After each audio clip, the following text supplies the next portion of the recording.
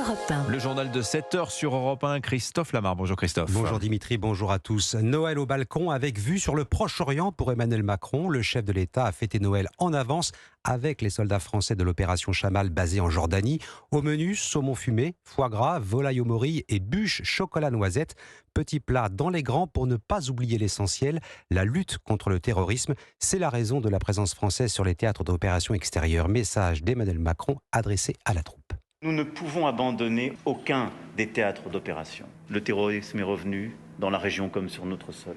On voudrait nous faire croire qu'il faudrait lâcher le cyber, l'exo-atmosphérique, la haute mer et la protection en mer ou sous la mer de nos intérêts. Non. Car ceux-là même qui aujourd'hui livrent un combat singulier au cœur de l'Europe nous menacent aussi et menacent nos intérêts dans ces espaces. Emmanuel Macron hier soir sur la base française de Jordanie. Autre menace, celle des Houthis en mer Rouge. Intolérable, estime le chef de l'État. Plus de 20 pays, dont la France, on le rappelle, ont rejoint la coalition pour assurer la sécurité du trafic maritime dans la région. La France sur tous les théâtres d'opération, mais toujours plus bousculée en Afrique. Après le Mali et le Burkina, les derniers soldats français quitteront le Niger dans la journée. Départ qui va entraîner la fermeture de l'ambassade de France à Niamey et sceller de facto le divorce entre les deux pays. 7h02, le gouvernement déterminé à faire appliquer la loi immigration partout sur le territoire. C'est un avertissement qui est lancé aux 32 départements de gauche tentés par la fronde. Il faut respecter la loi, message du président de l'association des départements François Sauvadet. Au contraire, il s'agit d'un acte de résistance, assure la maire de Paris. Anne Hidalgo et ses collègues frondeurs bien décidés à verser l'appât aux étrangers d'une manière ou d'une autre. Alexis de la Fontaine, ce jusqu'au boutisme agace l'exécutif. Oui, il pleure avant d'avoir mal, assène un conseiller de l'exécutif.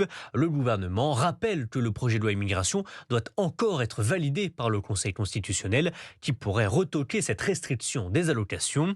Ensuite, Emmanuel Macron affirme vouloir retravailler ce texte avec sa première ministre pour retirer certaines mesures dérangeantes et les allocations pourraient en faire partie, souffle un cadre de la majorité. Dans le cas contraire, les départements auront l'obligation de respecter la loi, mais pour contourner cette mesure, il existe des alternatives, selon Stéphane Troussel, le président socialiste de la Seine-Saint-Denis, comme la création d'une nouvelle allocation entièrement financée par le département avec leur propre budget, car l'État ne prendra pas en charge ces dépenses supplémentaires. Alexis de la Fontaine du service politique d'Europe 1. Chez les Républicains, on continue de savourer le vote de cette loi immigration. Un espoir s'est levé à droite, dit Laurent Wauquiez ce matin dans Le Figaro.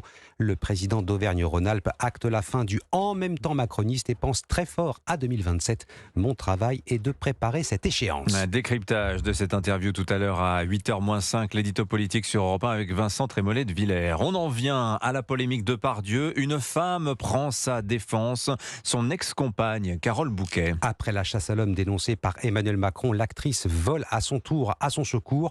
On est en train de tuer un homme, c'est ce qu'elle a dit hier à la télévision. Effectivement, il est capable d'être grossier, il est capable d'avoir un humour extraordinaire et quelquefois limite. Mais par contre, il est incapable de faire du mal à une femme. Je le connais depuis 46 ans. J'ai vécu 10 ans avec lui. Je sais qui est Gérard, avec ou sans alcool. Je connais les démons de Gérard. Il est incapable de faire violence à une femme. Alors laissons la justice décider si oui ou non il a violé une femme. Moi, je suis certaine que la justice décidera que c'est faux.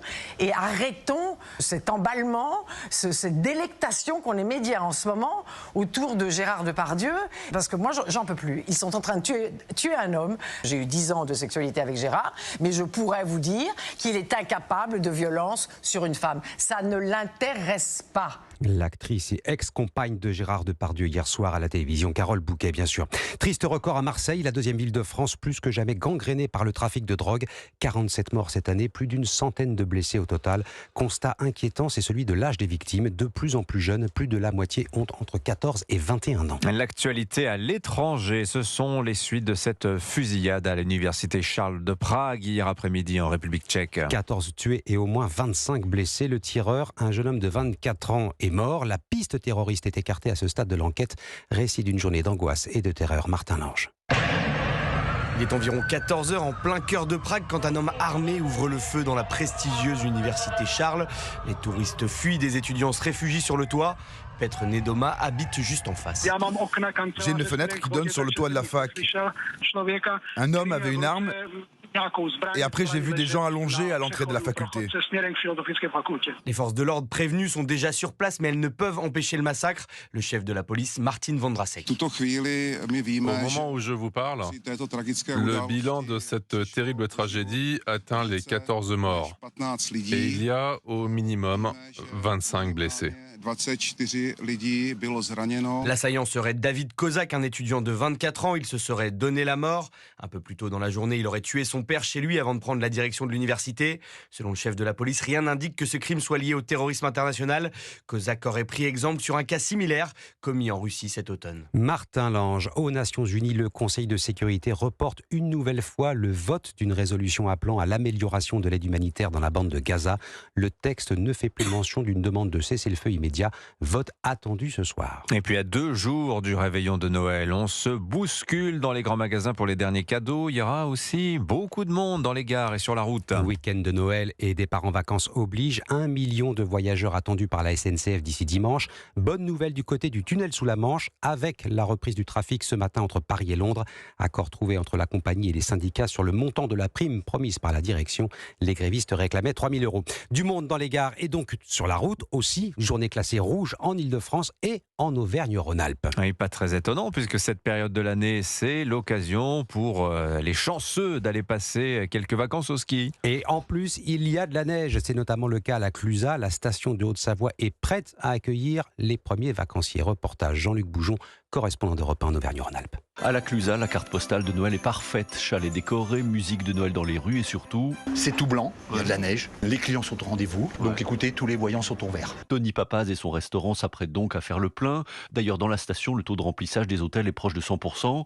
Grégory, moniteur de ski, est prêt lui aussi. Là, comme vous voyez, là, on est au jardin d'enfants. On est en train de lisser la neige, préparer le télécorde pour les enfants. On est prêt et en forme. On a les cuisses bien affûtées, prêtes pour dimanche. Et juste avant, pour la soirée du 24, il y aura une surprise, explique Jean-Philippe Montfort de l'Office du tourisme. Le Père Noël nous fait toujours plein de surprises à la Clusaz. Et donc chaque année, il arrive d'une façon différente. Parfois, il arrive dans les airs avec une montgolfière. Et donc cette année, le Père Noël nous a dit qu'il nous ferait une belle arrivée. Et ça sera une surprise pour moi aussi. Le Père Noël qui ensuite passera par l'hôtel au cœur du village, assure sa directrice Céline Le Camus Le Catelli. Il va venir le 24 au soir pour l'apéro. Il prend l'apéro, le Père Noël? Il prend du Genepi, un petit verre de Genepi savoyard, ça fait toujours plaisir. Ambiance de Noël savoyard garantie donc. La Clusaz, Jean-Luc Boujon, Europe 1. Et avec la petite musique, ça passe toujours mieux. Tiens, allez, un mot de sport. 2 rencontres en ouverture de la 10e journée du top 14 de rugby ce soir. Perpignan-Bayonne et Bordeaux-Bègles-Lyon. Match à 19 et 21h dans cet ordre. Merci Christophe Lamar, c'était votre journal. Il fait quel temps à la Clusaz là en ce moment? La Clusaz, c'est gris, c'est plus